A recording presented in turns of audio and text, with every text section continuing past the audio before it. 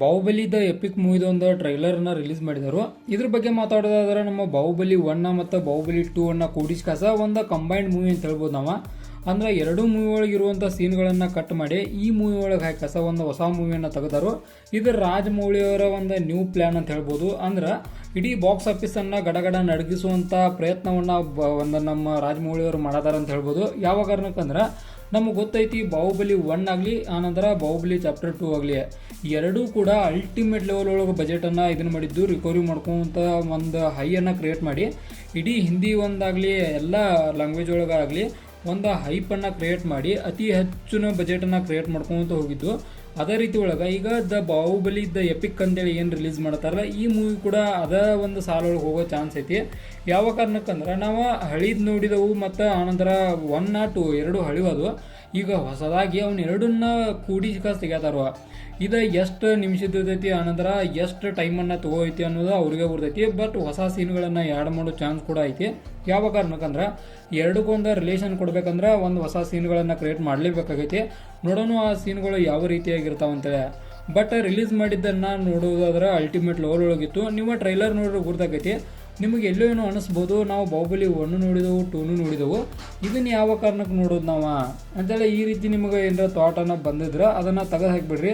ಯಾವ ಕಾರಣಕ್ಕಂದ್ರೆ ಬಾಹುಬಲಿ 1 ಬಾಹುಬಲಿ 2 ಇವೆರಡನ್ನು ನೋಡೋದನ್ನೇ ಬೇರೆ, ಬಟ್ ಇವನ್ನ ಎರಡನ್ನು ಕಂಬೈಂಡಾಗಿ ನೋಡೋದನ್ನ ಬೇರೆ. ಅಂದ್ರೆ ಟ್ರೈಲರ್ ನೋಡ್ರಿ ನೀವು, ನಿಮ್ಗೆ ಗುರ್ತಾಗೈತಿ ಯಾವ ರೀತಿಯಾಗೈತೆ ಅಂತೇಳಿ. ಅಂದ್ರೆ ಒಂದೊಂದು ಸೀನ್ಗಳು ಬೇರೆ ಬೇರೆ ಅದಾವ ನಾವು ನೋಡಿದೆವು.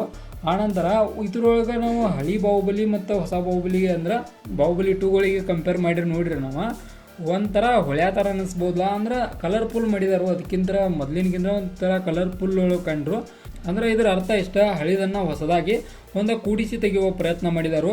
ನೋಡೋಣ ಇವರ ಲೆಕ್ಕಾಚಾರ ಕೂಡಿಸಿ ಕಳೆದು ಬಾಗಿಸಿ ಗುಣಿಸಿ ಯಾವ ರೀತಿಯಾಗಿ ಹೋಗ್ತದೆ ಅಂತೇಳಿ ನೋಡಬೇಕಾಗೈತಿ.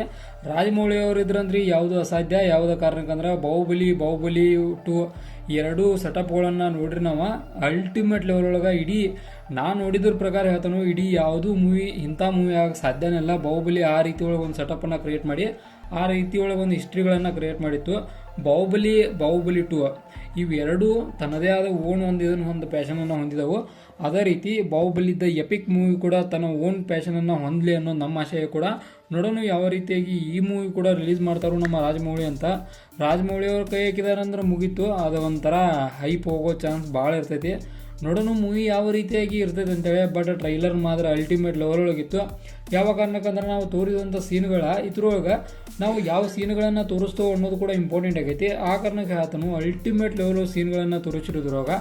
ಅದೇ ಕಾರಣಕ್ಕೆ the Baahubali the epic movie ಏನೈತಲ್ಲ ಇದು ಅಲ್ಟಿಮೇಟ್ ಲೆವೆಲ್ ಹೋಗೋ ಚಾನ್ಸ್ ಐತಿ. ಇದಕ್ಕೆ ನನ್ನ ಕಡೆ ಅಂದರೆ ಸ್ಟಾರ್ಗಳನ್ನು ಕೊಡೋದಾದ್ರೆ ಆಬ್ವಿಯಸ್ಲಿ 5 ಸ್ಟಾರ್ಗೆ 5 ಸ್ಟಾರ್ ಸಿಗ್ತಾವೆ ಇದಕ್ಕೆ. ಬಿಕಾಸ್ ಯಾವ ಕಾರಣಕ್ಕಂದ್ರೆ ರಾಜಮೌಳಿ ಅವ್ರ ಕೈ ಹಾಕಿದಾರು ಅಲ್ಟಿಮೇಟ್ ಲೆವೆಲ್ ಹೋಗೋ ಚಾನ್ಸ್ ಐತಿ. ಆ ಕಾರಣಕ್ಕಷ್ಟ.